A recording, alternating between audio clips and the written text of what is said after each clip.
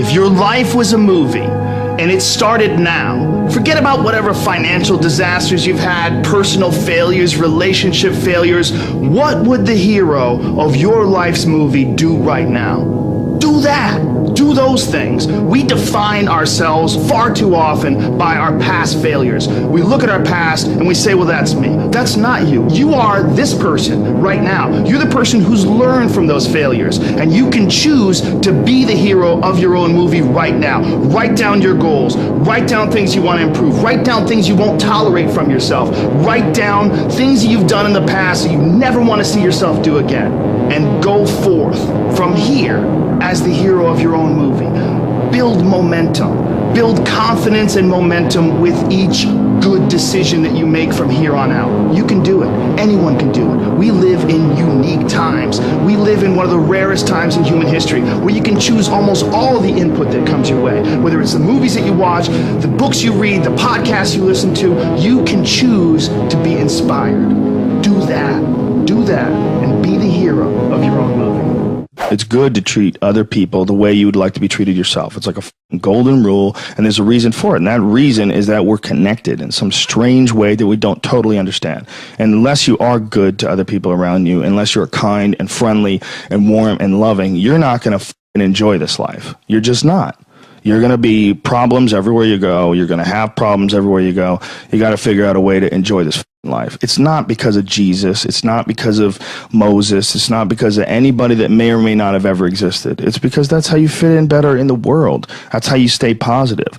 And it doesn't have to be some that was written 5,000 years ago on animal skins. That doesn't have to be the golden rule because it's old. You know, that's dumb. We need to figure out, like, now, today, what is, you know, the best way to live your life? What is the, you know, there's got to be ways where you can be putting forward the most positive energy. I mean, we know objectively what's causing pollution. We know objectively what's causing birth defects, and, you know, and we're taking in too much chemicals and not enough vitamins. We know objectively all this stuff. We know how to organize our world, and yet we don't do it. We know how to organize our health, and yet very few people do it. We know all these things. The right path to, like, being like a happy, healthy person is to do all the shit that we already know you're supposed to do. Take care of your body, take care of your health, take care of your mind, your stress, meditate, be kind to people. We all know that. I mean, you ask anybody, they know how to get by and to be the most evolved version of you that you can be. I mean, it's not like a magical checklist. If you talk to people about it, you said, okay, here you got a person, you want to improve them. What are the things that you're going to do to them? Okay, well, if I was a life coach, the first thing I would say is this guy's got to get on a diet that makes him healthy. I don't mean a diet just to lose weight. I mean just healthy foods in your body. Many vegetables. Vegetables, a lot of good quality protein, a lot of water. Stop the sodas, stop the bullshit. Start working out your body and get a better sense of, like, how this machine feels when it's moving, it's flowing better, there's less tension in it, your mind feels like relaxed, and you enjoy every single moment of the day better. Step one, everybody knows that step, right? What's step two? Be cool to people. Be nice to as many people as you can. Smile at as many people as you can. Have them smile back at you. Tip well when you go to restaurants. Just do the most you can. Be as nice as you can, you know, and just still manage to not have people walk all over you. Just get through this life as nice as you can. What else? Do what you want to do with your life, right? Don't go be doing something you don't enjoy. Don't do something don't get locked into, you know, a car that you can't afford and doing something crazy because you need the money. Don't do that. Do what you want to do. Do what the is it that you really want to do? Because if someone else is doing it, you can do it. You know? I mean, everybody makes their own path through this world, but a lot of people don't follow the path that they really feel pulled to. You know, just for whatever reason, they got negative programming. You know, when they were kids, someone told them they couldn't do it, or told them to take the shortcut, or take the shore route. That's a sad thing, man, when you talk to dudes, especially like talented dudes, and they don't follow up with what they want to do, you know? There's a bunch of people that will say, yeah, well, I have a family, so, you know, it's a great idea for you to just go out there and go crazy. I have people to support. You need to listen. Stop saying that. Stop saying any of those things. Every single person who has ever done anything worthwhile or exceptional or difficult or extraordinary, anyone, whether it's great artists or authors or mathematicians or whatever it is, Everyone encounters difficulties. There is no easy road. It does not exist. It is impossible. Everyone has issues. If you have time to pursue a hobby, if you have time to do anything in your life, you can better yourself. And here's one way you never better yourself.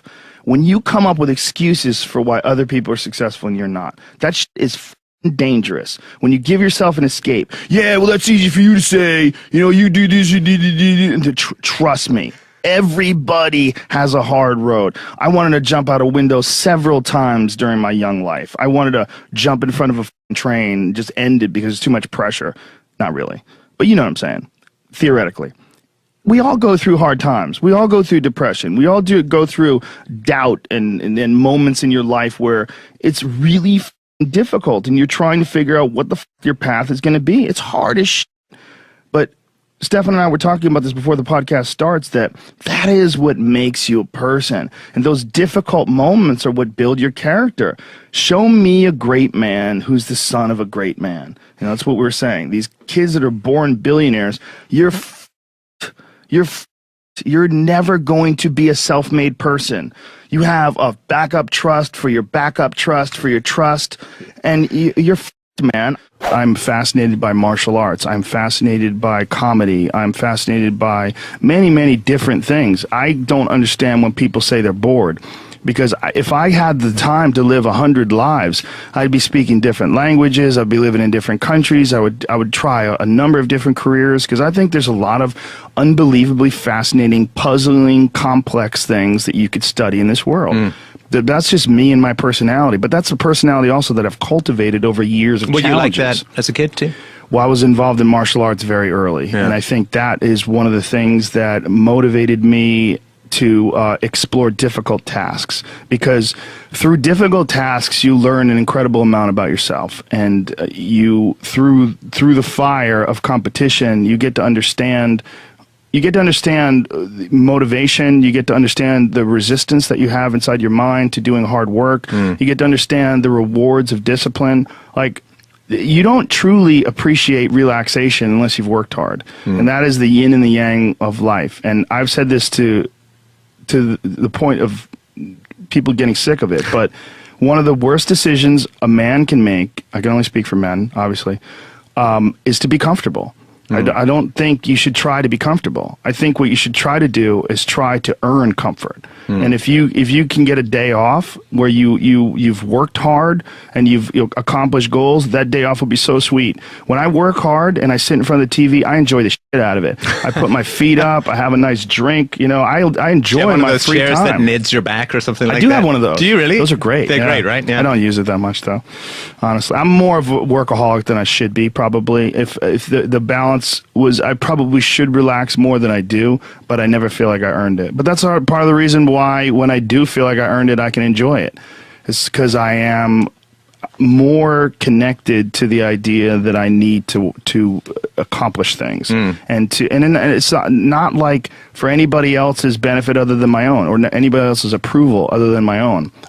When I have a task, whether it's today I'm going to write 1,000 words, you know, or 2,000 or whatever the number is. If I don't do that, I write things down. Like, I'll write down a list of things that get accomplished that day. And if I don't accomplish that, I'll get sick. Like, it'll drive me crazy. If I can't fill out that list, that drives me nuts, you know. But that's what led me to be a championship level martial artist. That's what led me to achieve it's like that. It's the reinforcement of those goals, like understanding that you can achieve those goals. It's going to be difficult. You're going to push through the difficulty, and then you're going to understand what difficulty truly is, and how much of it is just mental, how much of it is just in your mind, this adversity to difficult task or to struggle. You know, and a lot of people have that. They're scared. They're scared of complications. They're scared of failure. Failure is a big one that people are afraid of. But failure is one of the most important things you could ever have as far as like the motivation to do things differently.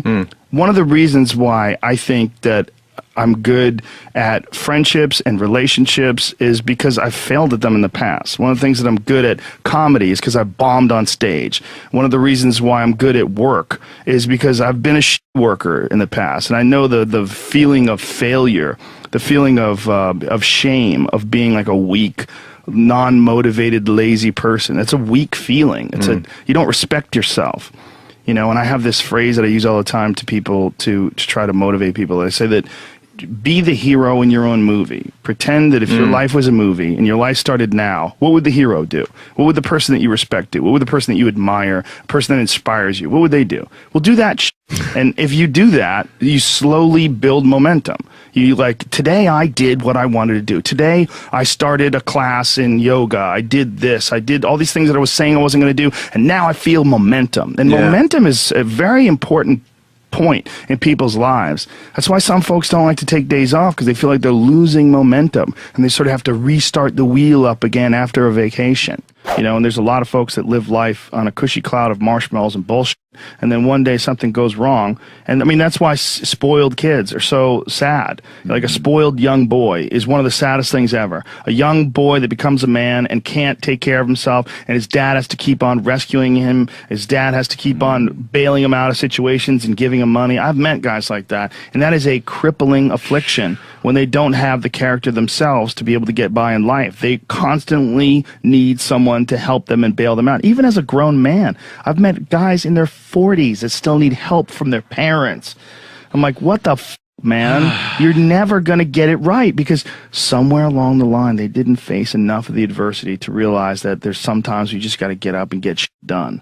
There's sometimes where you have to pull yourself up and you have to push forward even if you want to stay in bed.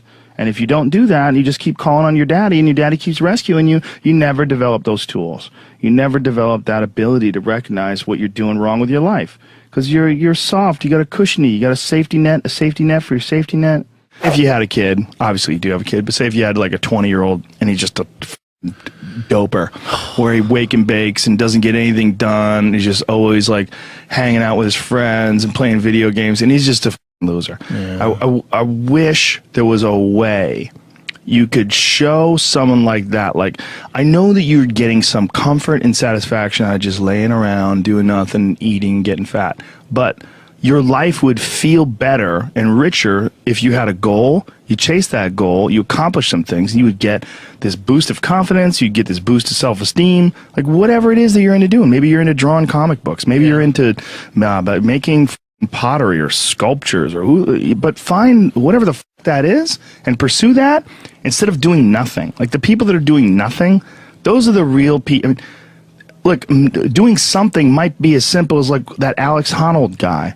He just climbs rocks, but he's world-class rock climber. Though. It's something. And it's also a goal of his, and he's also the best at it, right? Yes, yeah. But those people who smoke pot all day and do that, those are also the guys who hate on Joe Rogan for being in shape, you know what I'm saying, or being disciplined, or get on Kevin Hart's Instagram and hate on him, you know what I'm saying? Because they don't, it's their own insecurities. I see what you're saying, but I would assume they would get motivated by seeing other people do something with their lives. Like that should be motivating, not but if you grew up with losers and you're around a bunch of people with shitty attitudes, especially if it's in your household, I was very lucky that both my mom and my stepdad, they're the least hater people I've ever met in my life. They're just not haters in any way. Like if someone's doing well, they're always like, wow, look at this guy, or like, wow, look at her, or wow, look at him. There was never any hate in my house in terms of other people's success. But if you grew up with a dad and your dad's like, yeah, all these rich assholes, this you think she's a badass, and this, there's people that look at other people's success, and instead of saying, wow, that guy did a lot of work, like the way I'm a successful person, but the way I look at Kevin Hart, he exhausts me, or The Rock, those guys exhaust me. I'm like, Jesus Christ, like I feel lazy next to those guys. Like they do so much. Like those guys are so overbearingly ambitious, but some people, they see that and they compare themselves and they don't like it, so they start getting really shitty, and it's like a natural feeling to try to chip away at that person. And the worst people that are the people that don't have a good self-judge, that everything they do is awesome. Those never grow anywhere. Right. I mean, that's a huge issue with comedy. When you run into people that have terrible comedy sets but think they did great. Like we would always, Greg Fitzsimmons and I would always talk about that with like open micers. Like there's people that hear phantom laughs, like they think they're doing great, and they have this delusional self-opinion where everything they do is awesome, and they don't know why they're not successful already. They don't know why they're not famous. And those people, I believe, I mean, in some sort of a weird narcissistic way, you could look at it this way, that those people are there to teach you. This is the consequences of not feeling that awful feeling when you fail. I was talking to Burr a couple weeks ago. He did a set at the Comedy Store, and I saw part of it. It was he was killing. And then I ran into him in the hallway, and I go, "Oh man, main room show was great, right?" And he goes, "Yeah, I f***ed up at the end though. I tried to hang in there too long, and the last bit bombed." Like he was just, it was rotten at him that the last bit. Like he goes, "I f***ing hung in there too long. I should have got off of the bit before that." Yeah. You know, like, but you know, when I was in there, he was f***ing killing. Yeah. You know, but that wasn't in his mind. The success was not in his mind. What was like, okay, whatever that happened at the end, don't f***ing do that again. Right. You know, right. But that's why he's Bill Burr. That's why he's really good. When you're alone with your thoughts, you get an idea of what your thoughts actually are. If you live your life just acting constantly on the momentum of other people's expectations, of you wanting to be liked by these other people, you can run into a trap, and you set up a life that you didn't really want. You're trapped in this situation where you have a mortgage, you've got credit card bills, you got student loans you have to pay, you have a bunch of shit going on that you have to continue to feed. And all that, and especially if you have a family and you have to feed them, oh my goodness. Then you're fully locked in. You can't take any chances whatsoever. And oftentimes people make the mistake of getting stuck. And it is just a tactical mistake, just like it would be a mistake if you got stuck on a video game. Just like it would be a mistake if you followed a map incorrectly and you get stuck in the woods. Your life is certainly some sort of a journey. It's certainly some sort of a journey. And we have to all be aware that when we're making journeys, we're not going to always make the right steps. And sometimes you have to back up and try again. And if you're in a position where you can't back up and try again, you've trapped yourself. And the system will set out honeypots for people to get trapped in. The system will set out the ideas of retirement, the ideas of the golden years, providing you benefits, providing you a healthy work environment. Why? Well, because they want people to work for them. They don't want people to realize their own dreams and escape. And that's a pain in the ass. So you got to hire more people and train them. And they want to set it up so that you stick around. You stick around in some sort of an unsatisfying world. It's up to you to see that video game problem, to see that issue as it comes up on the map. And no, I think this is a right turn. To see all the problems that could potentially lay in front of you and calculate your future. And then also look around all the people that didn't do it and look at the misery that they're in and learn that you don't want to be like them. And then look at the people that have kind of taken chances and navigated their way. What did they do differently than you? What objectivity do they have that maybe you lack? What insight into their own mistakes are they willing to delve into that you're not, that you step back and you go, you know, I just don't want to look at myself that closely. But the person who's able to look at themselves the closest is going to get the more rational results. One of the things that's causing this funk that people are in is that we're living our lives, many of us at least, in these very unfulfilling ways, where you're going to this office with artificial light and you're doing something you don't want to do all day long, and then you get home and you're tired. And on top of that, you're eating shit. You're eating potato chips and you're drinking soda, and your body is just like, what in the f is this? We're supposed to be out in the fields. We're supposed to be walking up hills. We're supposed to be looking for animals or gathering vegetables. We're supposed to be doing all these things that our body's designed to do. We're supposed to be in nature. Yeah. And nature is like a medicine. Like it literally is a medicine to you. Like people that go, you don't have to go hunting. You don't have to go fishing. Just go hike, man. Just go hike up to the top of a mountain and look out. You know, there's a reward that you get from that is intensely, like, soul-filling. Mm-hmm. There's, like, something about, like, when I was in Colorado, and there was this this area of Boulder where you drive up one of these roads, and there was this area where you could park, and it was this incredible view, man. And these people just park and just go out there and just look.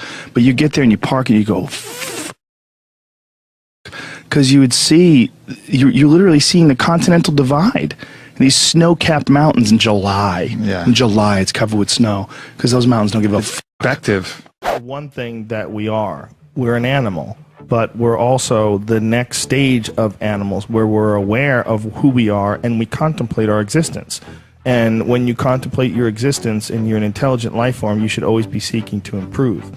If you're always seeking to improve, the thing that you look at is like, what has brought me the most positive results? So it's kindness, friendship, the connection with human beings on a very positive level, where you like build up like a trust, and you have warmth and friendship, and you root for each other, and you share in each other's bounty, and you build together.